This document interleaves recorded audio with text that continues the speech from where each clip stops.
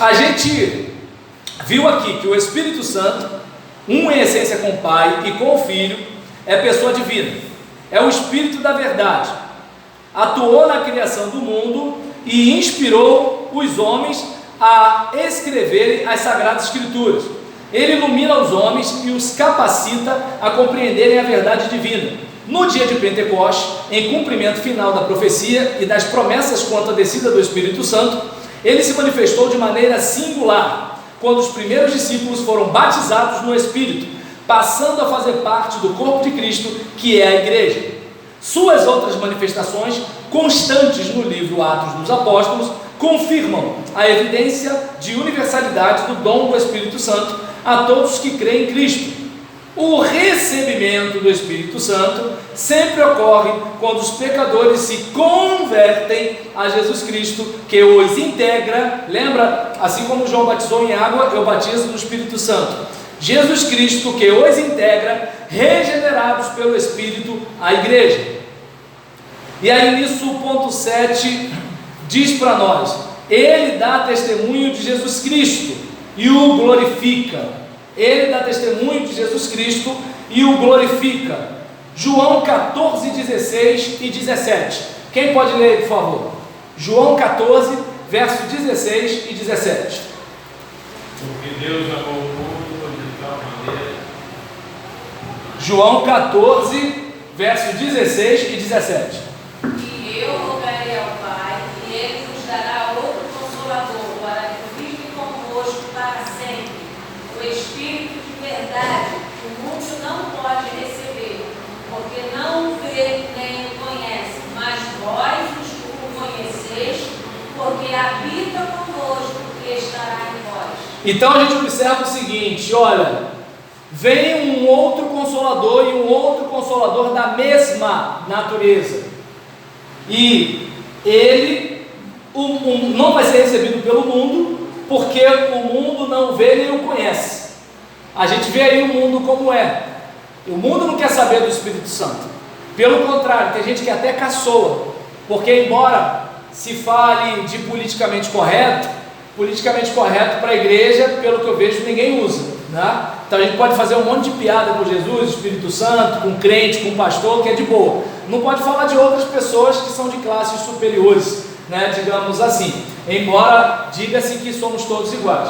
E a gente observa que assim, nós vamos ter uma experiência com ele, porque nesse caso aqui com os discípulos, habita convosco, o Espírito Santo se manifestava no meio do povo, mas chegaria um momento que ele estaria nos discípulos, que foi o que aconteceu quando Jesus subiu e o Espírito desceu.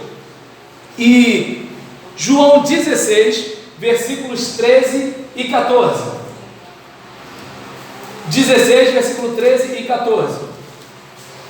Quando vier, porém, o Espírito da verdade, ele vos guiará a toda a verdade, porque não falará por si mesmo, mas dirá tudo o que tiver ouvido, e vos anunciará as coisas que hão de vir. Ele notificará o que há de receber, o que é meu, e como há de anunciar. Então a gente observa aqui uma outra característica: ele me glorificará.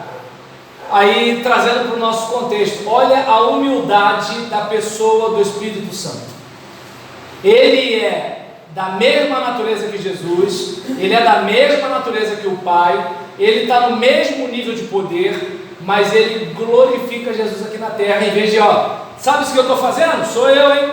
Não, é Jesus. Jesus me salvou, Jesus fez isso, glória a Jesus. Só que quem está agindo aqui é o Espírito Santo.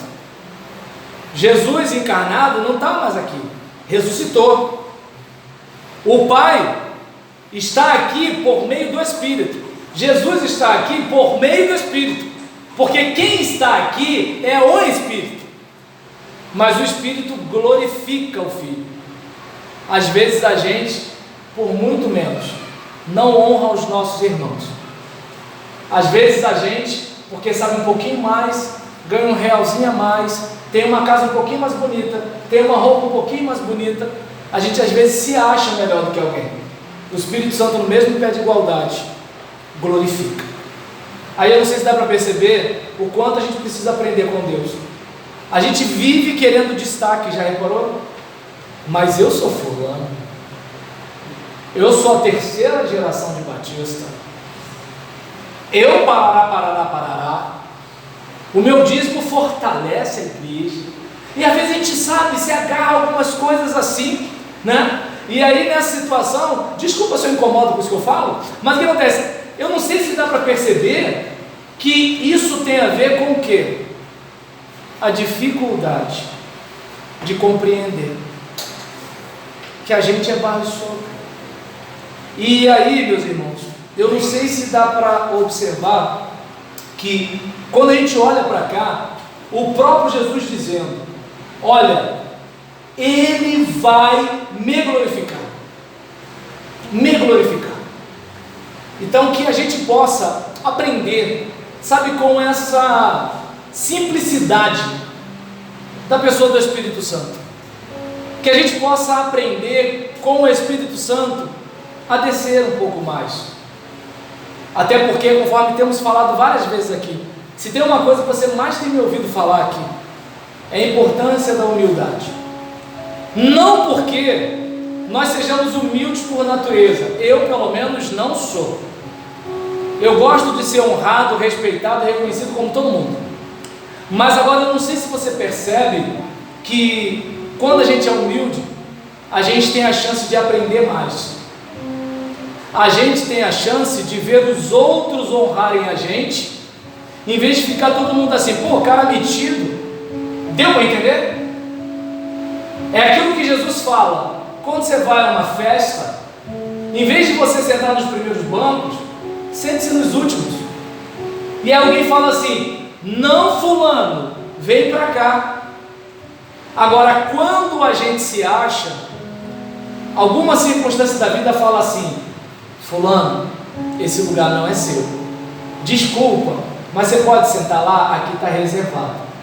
Então, que a gente possa olhar para o Espírito Santo e aprender com esse Espírito, que é um em essência com o Pai, e com o Filho, que é uma pessoa divina, que é o Espírito da verdade, que atuou na criação do mundo e moveu e inspirou os homens a escreverem as Sagradas Escrituras, que ilumina os homens e os capacita a compreenderem a verdade divina, que no dia de Pentecostes, em cumprimento final da profecia e das promessas quanto à descida do Espírito, se manifestou de maneira singular, quando os primeiros discípulos foram batizados no Espírito, passando a fazer parte do corpo de Cristo, que é a igreja, cujas outras manifestações constantes no livro dos Atos dos Apóstolos confirmam a evidência de universalidade do dom do Espírito Santo a todos os que creem em Cristo. O recebimento desse Espírito Santo sempre ocorre quando os pecadores se convertem a Jesus Cristo, que os integra, regenerados, ou seja, gerados novamente pelo Espírito à igreja. E esse Espírito dá testemunho de Jesus, aponta para Jesus, glorifica a Jesus. E se Ele mora em nós, que isso venha acontecer, amém? Amém. Querido Deus, muito obrigado, Pai, porque o Senhor está falando aos nossos corações, não apenas através dos pontos da declaração doutrinária, mas também pelos textos da Tua Palavra, que mostram para nós o quanto precisamos melhorar, o quanto precisamos consertar algumas áreas em nossas vidas, e o quanto estamos preocupados em consertar os outros, quando a nossa vida precisa ser trabalhada.